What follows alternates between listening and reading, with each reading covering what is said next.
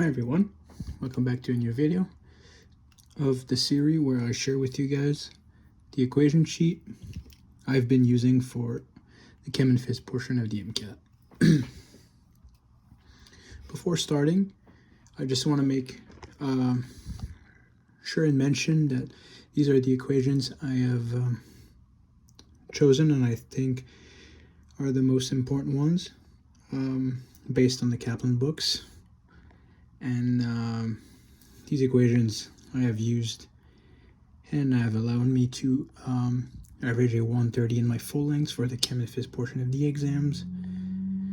So those for me were the most important ones. So without further ado, let's just dive in. Today, the chapter is going to be Chapter 4 of the Kaplan textbooks, which is about fluids. So first, let's talk about density. Density is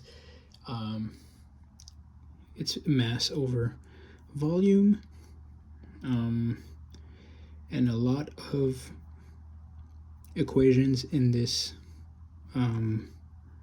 section is derived from density or has density in it. So density, just remember rho, or this P is equal to mass over volume, kilograms over meter cube.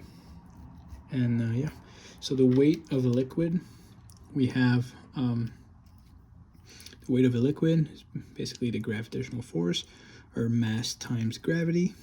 But in this case here, we have density times volume times gravity. Density times volume, if we isolate mass here, mass is equal to density times volume. So if we plug density times volume instead of mass here, we have the weight of a liquid is rho, or density times volume times gravity. Also, we have specific gravity. This is basically the density of any fluid compared to the density of water. So, and the way you can interpret it or take this specific gravity is if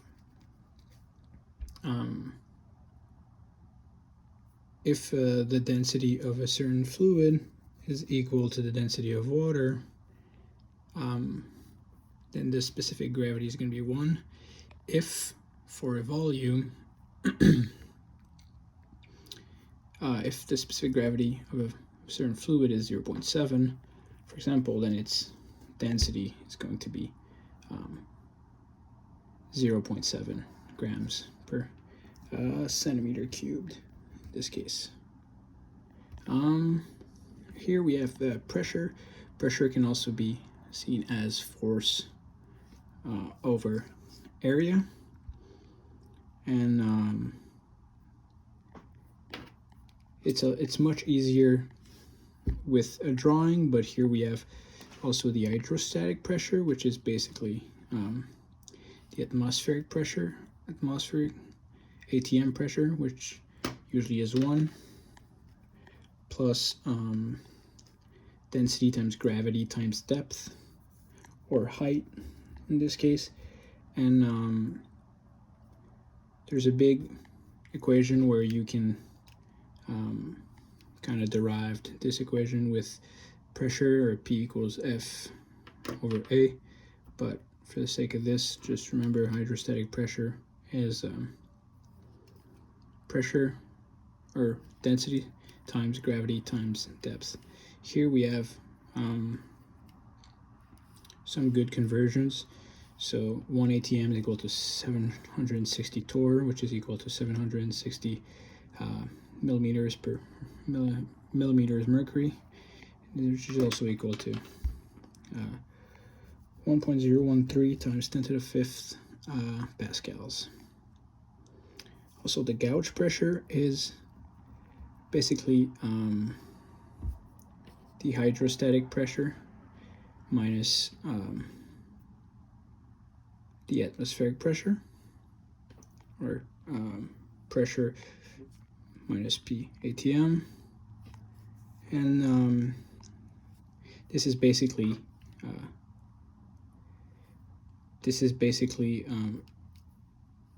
going to cancel this one out, right? So PO, which is at the atmospheric pressure here, PO plus density times gravity times depth minus the pressure, or the atmospheric pressure. Basically these two cancel out, so the gauge pressure is basically equal to the hydrostatic pressure in this case. A little further down we have the Pascal's principle, which basically states that the pressure on one side, so the force exerted on a fluid divided by its area is going to be equal to the force at a second spot divided by the area. So if you apply a force to a small area, then for a bigger area it's going to be a bigger force, because the ratio needs to be the same. So if you have 5/1 here, then in this case, if the area is 2, then the force is going to be 10, because the ratio needs to be the same. And since volume is equal to the area times distance, so the area times area 1 times distance 1 is equal to area 2 times distance 2. And you can plug another work is equal to pressure times change in volume. So we know volume is area times distance, pressure is force over area. So we can do that. We can basically say that F1 over A1 times A1 times D1 is equal to F2 over A2 times A2 times D2. Also, we have the Archimedes principle, which is the buoyancy force, which is basically the force exerted by the fluid under an object.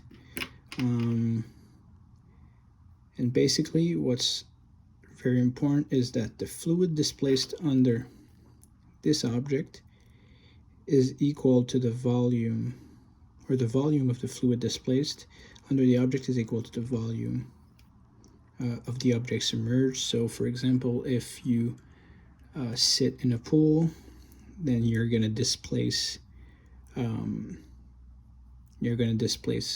a certain amount of water, and that amount of water is going to be equal to your body's volume. And the buoyancy force is equal to density of the fluid times the volume of the object submerged times gravity. And F buoyancy, if this object here is static, or it doesn't sink anymore, it's stagnant, then we can say that the buoyancy force is equal to the gravitational force of the object. Now here we have the Poisson's law, which is basically the flow rate, or Q, which is liter per second, is equal to pi times r to the 4th times change in pressure over 8 times n times L, n being the viscosity and L being the length of a pipe. And for the flow over rate, this basically states that and r being the radius of the pipe. So if the radius of the pipe increases a little bit, then we still want the same flow rate ratio, right? So the change in pressure is going to have to decrease by a lot, because the radius is to the 4th. So a small increase in radius is going to decrease the change in pressure by a lot, and then a small increase or an increase in change in pressure is going to decrease the radius of the pipe, but not a lot. So we can see a little correlation here. I think that's the most important thing in Poisson's law. So the flow rate really depends on the radius and the change in pressure, but much more on the radius. So a smaller radius, higher pressure, and a higher pressure, a smaller radius, and they have an exponential correlation between each other. Here we have the continuity equation. So the flow rate, if you decrease the area, then the velocity increases. It kind of makes sense, right? If you decrease the amount of place for volume to flow, then the decrease of the area is going to push the volume or the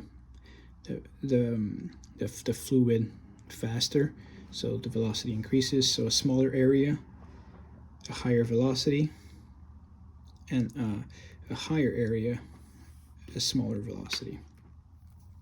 That's the continuity equation. So the flow rate is equal to V1 times A1 is equal to V2 times A2. That's the continuity equation. And at the bottom here we have the Bernoulli's equation, which kind of it links the dynamic pressure with the static pressure. So here we have P plus PGH, which is basically the hydrostatic pressure, and this is kind of the dynamic pressure, so 1.5 times P times V squared. This is really similar to, I try to remember that one because it's similar to the kinetic equation of K is equal to mv squared over 2. In this case, it's the density. But here we have a correlation between, so pressure 1 plus half of pressure times volume 1, or sorry, not volume here, it's velocity,